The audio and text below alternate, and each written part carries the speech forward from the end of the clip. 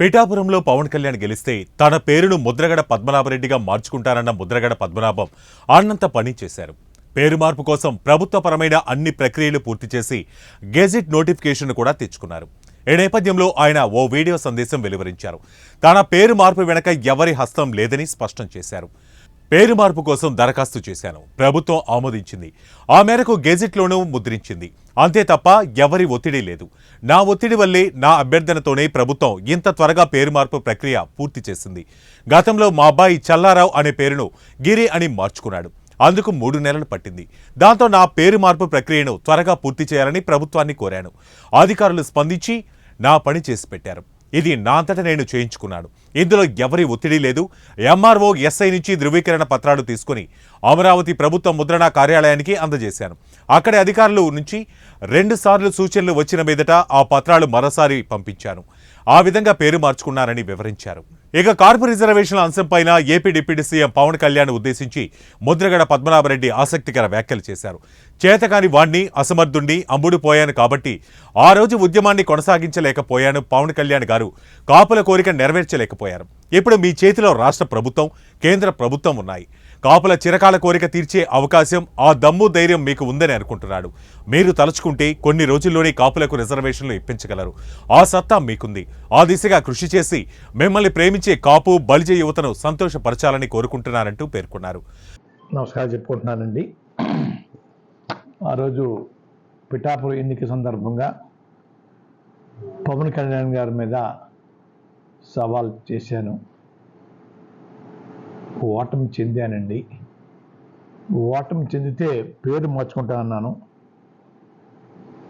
పేరు మార్పుకి దరఖాస్తు చేశాను. ప్రభుత్వం యాక్సెప్ట్ చేసిందండి. గెజెట్లో ప్రింట్ చేసిందండి. ఆ ప్రింట్ చేసిన కాపీ మీ అందరికీ సర్వ్ ఇస్తున్నాను. గెజెట్లో ప్రింట్ చేసిన కాపీ మీకు అందజేశానండి. ఈ సందర్భంగా పేరు మార్పు కోసం ఎంతో ఒత్తిడి చేసిన కాపు, బలిజ యువతకి, వాళ్ళందరూ నాకన్నా చిన్నవాళ్ళైనా వాళ్ళందరికీ ధన్యవాదాలు చెప్పుకుంటున్నానండి. నాకు స్వేచ్ఛ కలగజేసినందుకు చాలా ఆనందంగా ఉంది.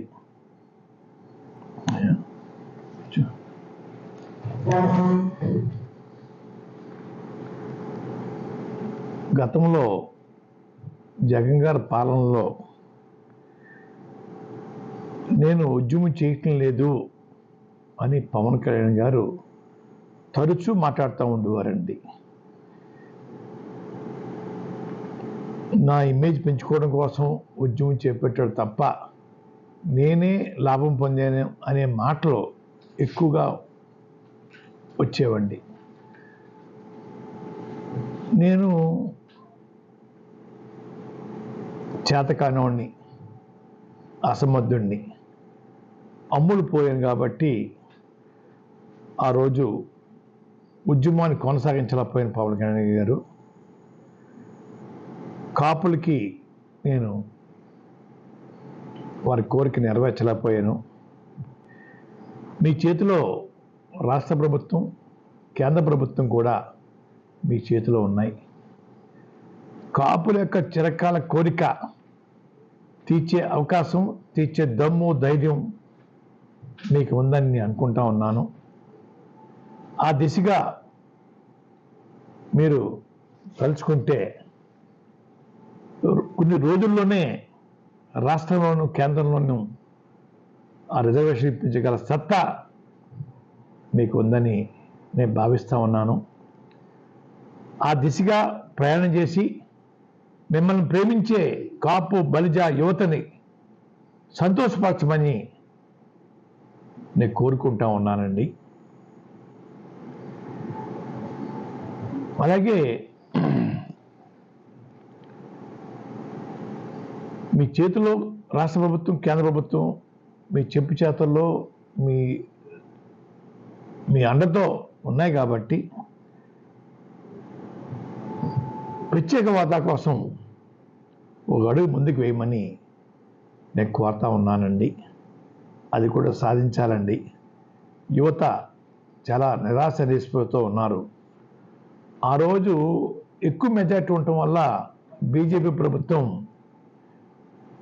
జగన్ గారి కోరికను మన్నించలేదు.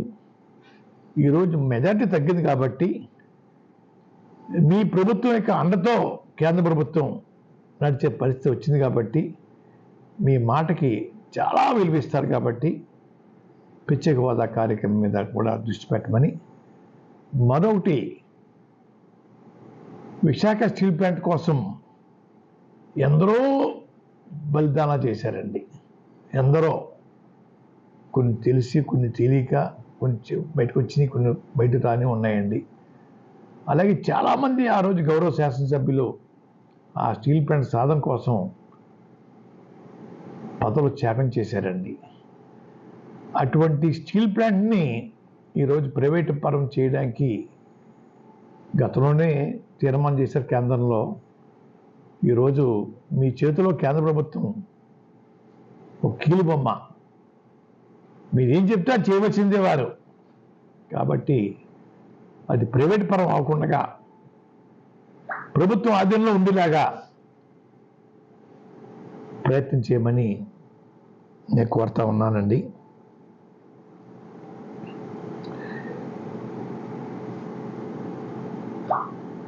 గతంలో ఎన్టీ రామారావు ముఖ్యమంత్రి అయిన తర్వాత అండి సినిమాలో నటించడం పూర్తిగా మానేశారండి.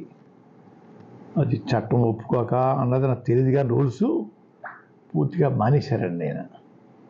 తర్వాత ఒక సినిమాలో నటించవలసి వస్తే కేంద్ర ప్రభుత్వ పర్మిషను, సుప్రీంకోర్టు పర్మిషను తీసుకుని ఒక సినిమాలో నటించారండి. మీరు కూడా పవన్ గారు వారి బాటలో పూర్తిగా సినిమా రంగాన్ని వదిలేసేసి ప్రజాసేవకి మీ జీవితాన్ని అంకితం చేయండి. ముఖ్యంగా కాపు యువత, బలిజ యువత, వారికి సేవ చేయండి. ఇంక సినిమా రంగం పూర్తిగా వదులుకుంటే మంచిదని నా భావన అండి. అక్కడ ఇక్కడ రెండు కాళ్ళు వేయటం కష్టము. ఎన్టీ రామారావు గారు లాంటి వారే ఇక్కడే కొనసాగారండి. ఒక సినిమా మాత్రం పర్మిషన్ పుచ్చుకుని నటించారు. ఆ దాన్ని మీరు కూడా నడిస్తే బాగుంటుందని అభిప్రాయపడతా ఉన్నాను. దయచేసి పవన్ కళ్యాణ్ గారు, మిమ్మల్ని ప్రేమించే యువత నిత్యం బూతులు పెడతా ఉన్నారు మెసేజ్ల ద్వారా. ఇది మంచి పద్ధతి కాదని నా అభిప్రాయం. మీ భాషలో పెట్టాలి అనుకుంటే పెట్టించండి, బాధపడను. దానికన్నా ఒకటి చేయండి. మా కుటుంబంలో 7 ఉన్నాం. నేను, నా భార్య, నా పెద్ద కొడుకు, చిన్న కొడుకు, కోడలు, మనవరాలు, మనవడు. ఒకేసారి పంపించిన మనుషుల్ని చెప్పించేయండి మమ్మల్ని. మేమే అడ్డుపడం, మీ అనాథనం, నాకంటే ఎవరు లేరు. అంతేగాని బూతులు మాట్లాడించడం ఆత్మని వినయపూర్వకంగా మిమ్మల్ని కోరుకుంటా ఉన్నాను. దయచేసి ప్రత్యేక హోదా, స్టీల్ ప్లాంట్ విషయంలోనూ, బీసీ రిజర్వేషన్లోనూ మీ అడుగులు స్పీడ్గా పడాలని రాష్ట్ర ప్రజలు మిమ్మల్ని కోరుకున్నారు కాబట్టి వారికి ఆశలు నిరాశ కాకుండా చేయండి అని కోరుకున్నాను తప్ప ఎవరి ఒత్తిడితోటి ఇంత త్వరగా చేయలేదండి. నా ఒత్తిడి, నా రిక్వెస్ట్ తోటే నేను చేయించుకున్నాను తప్ప అయ్యా వేరే ఎవరు ఒత్తిడి ఇందులో లేదని తెలియజేస్తా ఉన్నానండి. గతంలో మా అబ్బాయి పేరు చెల్లారావు నుంచి గిరి మార్చుకున్నాడండి. అవి 3 నెలలు పట్టిందండి. చూశాను. అలా కాదు, త్వరగా చేసి పెట్టమని అయ్యా రిక్వెస్ట్ చేస్తే అధికారులు స్పందించి చేసి పెట్టారండి. ఇందులో చేయించడానికి ఎవరు ఒత్తిడి లేదు సార్. నా అంతా నేను చేయించుకున్నాను సార్. అయ్యా పంపాలి సార్. ఇది గెజెట్ నోటిఫికేషన్ అవ్వాలి సార్, గవర్నమెంట్ ప్రింటింగ్ ప్రెస్లో అవ్వాలి సార్. ఇది ఇది మన జిల్లా కాదు సార్. ఇది ఎంఆర్ఓ గారి సర్టిఫికేటు, ఎస్ఐ గారి సర్టిఫికేట్ తీసుకుని నేను సబ్మిట్ చేశాను సార్ అమరావతి ప్రింటింగ్ ప్రెస్కి. అక్కడ చేస్తే 2 సార్లు కొరియర్ వేసారు సార్, మళ్ళీ 2 సార్లు కాగితా కిందకు వచ్చేది సార్. మనిషి ఇచ్చి పంపించి, మనిషి ఇచ్చి తెప్పించుకొని, మళ్ళీ మనిషి ఇచ్చి మళ్ళీ సవరణ చేసుకుని మళ్ళీ నేను పంపించుకున్నాను సార్. అయ్యా ఎవరు ఒత్తిడి లేదు సార్. అయ్యా పవన్ కళ్యాణ్ గారు చాలా చోట్ల వైసీపీకి ఓట్లేసే వారి మీద, ఇళ్ల మీద, మనుషుల మీద దాడి చేస్తూ ఉన్నారు. ఇది మంచి పద్ధతి కాదని నా అభిప్రాయం. ఎన్నో ఎలక్షన్ చూసామండి, ఓడిపోయిన వారి మీద ఇప్పుడు దాడి చేసిన సందర్భాలు ఎప్పుడూ ఏ ప్రభుత్వంలో కూర్చోలేదు. నేను పర్సనల్గా చేయలేదు. కానీ నిత్యం పౌర్ణమి ఉండిపోద్దని అనుకోకన్నయ్యా, అమావాస కూడా వస్తుందన్నయ్యా, అమావాస కూడా తర్వాత పౌర్ణమి వస్తుందన్నయ్యా. దయచేసి మీ పార్టీ వారికి, తెలుగుదేశం పార్టీ వారికి సూచనలు ఇవ్వండి. తప్పు, ఏది కూడా శాశ్వతం కాదు. ప్రజల దయతోటే ప్రభుత్వాలు ఎన్నుకోబడతాయి. అంత మాత్రాన మేము హీరోలు, ఈ రాజ్యం మాది, ఈ రాష్ట్రం మా ఇస్టేటు అనే భావం పనికిరాదని దయచేసి ఆ దాడులు ఆపించే కార్యక్రమం సీరియస్గా తీసుకోమని